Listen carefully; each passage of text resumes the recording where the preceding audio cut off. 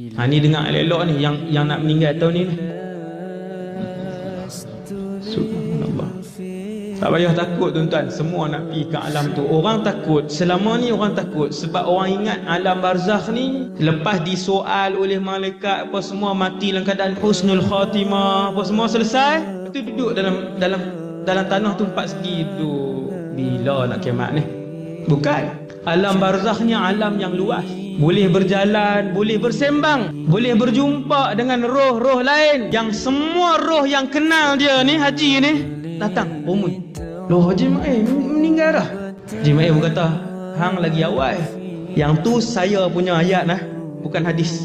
Tetapi yang Rasulullah beritahu, dia akan berjumpa dengan roh-roh lain. Roh-roh lain akan datang mengerumuninya, yang kenal dia. Untuk apa? Untuk tanya anak dia, tanya anak dia, nak tanya rumah dia, nak tanya roh-roh lama datang, macam mana isteri saya lepas saya mati, okey ke dia? Haji Ismail baru mati tu kata alhamdulillah, dia pun dah menikah lain dah. Contoh. Hak tu saya bukan hadis. Subhanallah. Sembang, saya bersembang.